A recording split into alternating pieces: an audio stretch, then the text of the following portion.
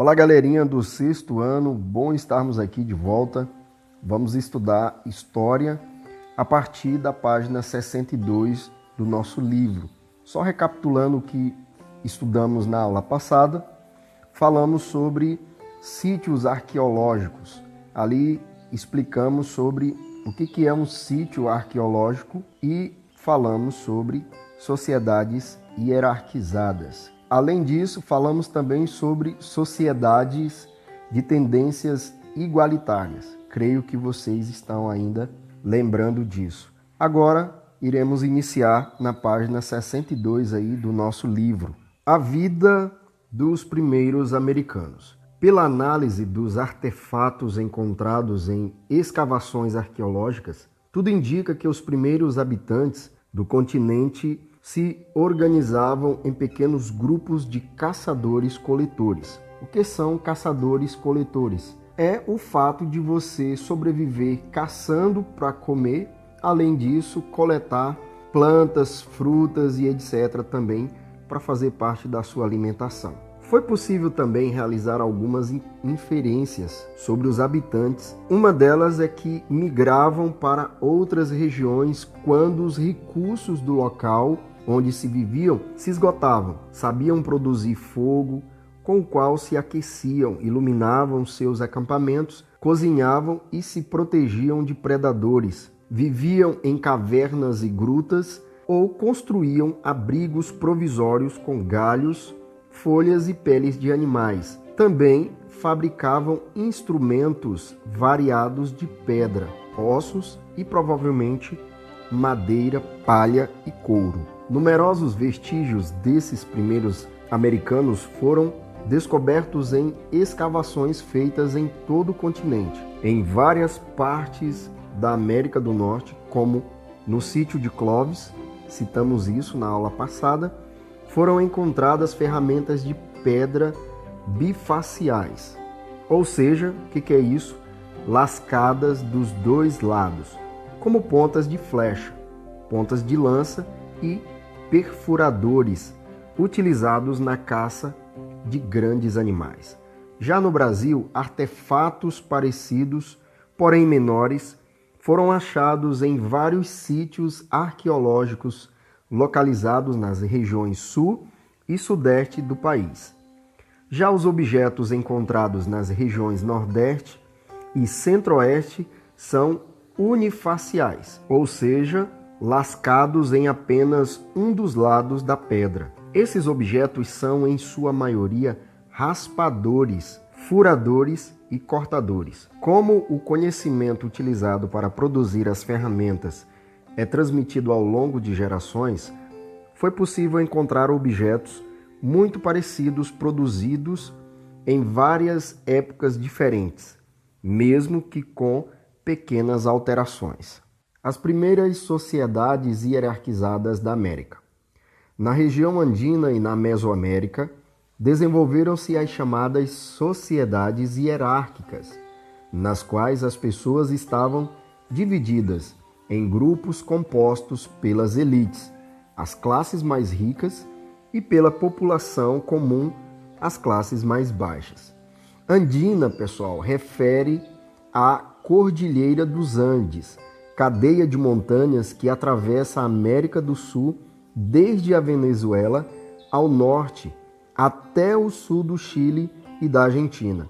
E quando citamos Mesoamérica, significa que é a região da América que engloba os atuais El Salvador, Guatemala, Belize, o sul do México e parte de Honduras, Nicarágua e Costa Rica. Localizado em região desértica do atual Peru, Caral é um exemplo de antiga sociedade hierarquizada e o mais antigo centro cerimonial já descoberto na América. A região começou a ser habitada há cerca de 5.000 anos, ou seja, na mesma época em que em outras sociedades hierarquizadas estavam surgindo na China, na Mesopotâmia e no Egito. A arquitetura de Caral é a principal evidência de sua organização social. Suas ruínas, que incluem cerca de 30 grandes conjuntos cerimoniais, possuem imensos complexos em forma de pirâmides que impressionam por seu tamanho e pelo enorme trabalho envolvido em sua elaboração. Nas ruínas de Caral foi encontrada também uma extensa rede de aquedutos. Aquedutos são canais nos quais se transporta a água até as regiões de necessidade, ou seja, são valas que as águas correm por elas para que chegue aí nas casas das pessoas. Para que parte da sociedade pudesse se envolver na construção dessas obras monumentais, era necessário um nível de organização social e tecnologias agrárias eficientes, que garantisse que os alimentos produzidos fossem suficientes para a subsistência de todos. Depois de Caral, outras sociedades hierárquicas surgiram na região dos Andes. Todas elas eram caracterizadas por grandes obras monumentais, promovidas pela divisão interna do trabalho e divisão entre grupos sociais. Em relação aos povos nativos do atual território brasileiro, como já vimos, os primeiros habitantes do que atualmente é o território brasileiro viviam da caça e da coleta. Contudo, à medida que se deslocavam, transformavam o ambiente e se adaptavam aos recursos naturais encontrados.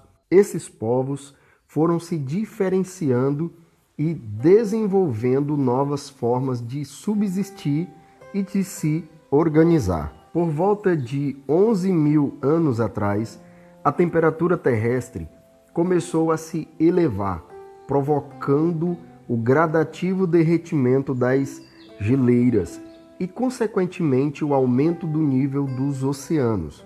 Com essa mudança climática, muitos grupos instalaram-se no litoral, pois o oceano tornou-se grande fonte de alimentos. Além de manter as atividades de caça e coleta, esses povos passaram a consumir peixes, molúsculos e crustáceos. As conchas dos mariscos que consumiam eram depositadas em locais determinados, formando montes que receberam o nome de sambaquis, palavra de origem tupi-guarani. Tampa, que significa concha, e qui, depósito. Os povos dos sambaquis tornaram-se, portanto, sedentários, mesmo desconhecendo a agricultura. Sambaquis foram encontrados nas regiões sul, norte e sudeste do Brasil, nos Estados Unidos, no Peru e no Chile. Alguns desses sambaquis têm mais de 8.000 anos. Arqueólogos encontraram importantes vestígios da presença humana nos sambaquis, como restos de alimentos, espinhas de peixes e ossos de animais e de fogueiras, artefatos e zoolitos, esculturas em forma de animais da fauna local, feitos da pedra polida, além de marcas de moradias e de sepultamento. São Raimundo Nonato, no Piauí. Na década de 1970, a arqueóloga Nied Guidon descobriu utensílios de pedra próximos a supostos restos de fogueiras no sítio arqueológico Boqueirão da Pedra Furada, na região de São Raimundo Nonato, no Piauí. Segundo a pesquisadora, os artefatos e restos de fogueiras teriam mais de 33.000 anos. Com base na análise dessas peças, a arqueóloga concluiu que o homem chegou à América há pelo menos 50.000 anos, vindo da África pelo Oceano Atlântico. No entanto, ainda não foram encontrados esqueletos humanos com essa idade. Os principais críticos à teoria dela afirmam que os restos de fogueira poderiam ser consequência de fogo causado por fatores naturais como raios. Assim, não representariam vestígios da ação humana. O sítio arqueológico Boqueirão da Pedra Furada localiza-se no Parque Nacional Serra da Capivara, criado em 1979 e inscrito em 1991 na lista do Patrimônio Mundial Cultural da Unesco. Nele há um conjunto de chapadas e vales que abriga mais de 1.000 sítios arqueológicos, com milhares de pinturas e gravuras rupestres representando cenas de dança, animais, partos, caçadas, etc. Além de outros vestígios do cotidiano pré-histórico. Com aproximadamente 130 mil hectares, o parque tem em seu entorno uma área de preservação permanente, APP, com 10 quilômetros de raio que constitui um cinturão de proteção suplementar. Culturas agrícolas da Amazônia.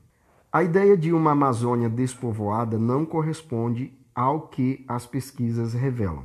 A região é riquíssima em sítios arqueológicos que indicam uma ocupação iniciada há mais de 11 mil anos e os hábitos de seus primeiros habitantes que viviam da caça, da pesca e da coleta. Os indícios mais antigos de domesticação de vegetais datam de 5.000 a.C., mas a agricultura parece só ter ganhado importância para as populações amazônicas por volta do ano 1000 a.C.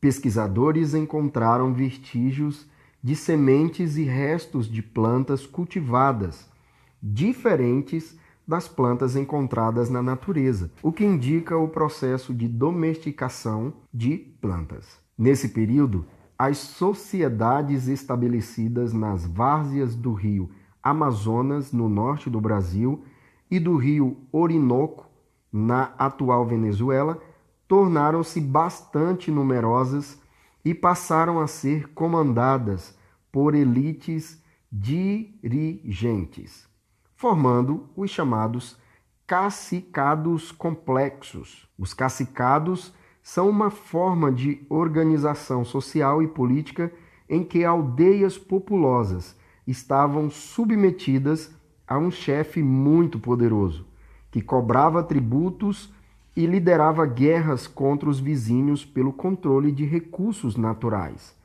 A sociedade era dividida em diferentes estratos, o que tornava algumas pessoas mais importantes que outras. Também havia quem se dedicasse a atividades específicas, como o artesanato, a pesca ou a agricultura. Os cacicados eram formados por enormes áreas cultivadas com várias espécies de plantas. Seus habitantes criavam tartarugas e peixes em viveiros e tinham um artesanato sofisticado que era comercializado com outros povos.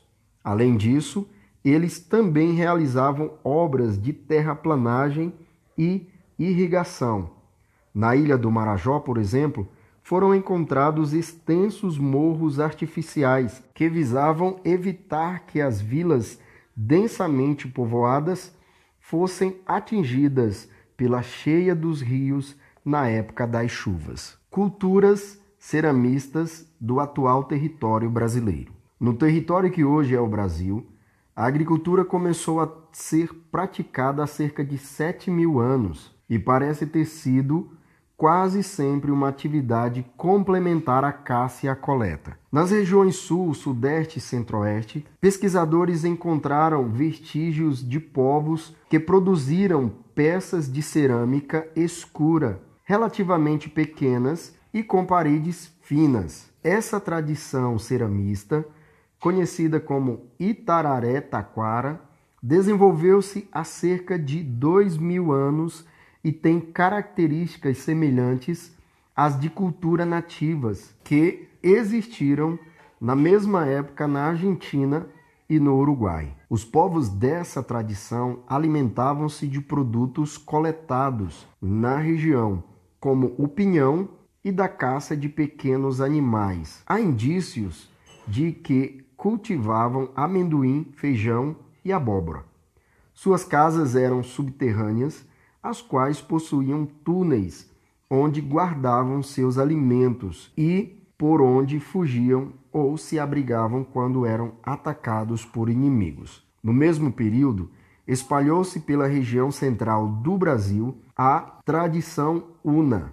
Os povos ligados a essa tradição fabricavam instrumentos de pedra polida e objetos de cerâmica. Viviam da caça, da coleta de frutos silvestres, da pesca e do cultivo de alguns gêneros, com destaque para o milho. Na região central do país também é possível encontrar vestígios da tradição Arato-Sapucaí. Ela é associada à construção de grandes aldeias com cabanas dispostas em círculo e à fabricação de tecidos e objetos de pedra, além de uma cerâmica bastante simples, como vasilhas e urnas funerárias para enterrar os mortos.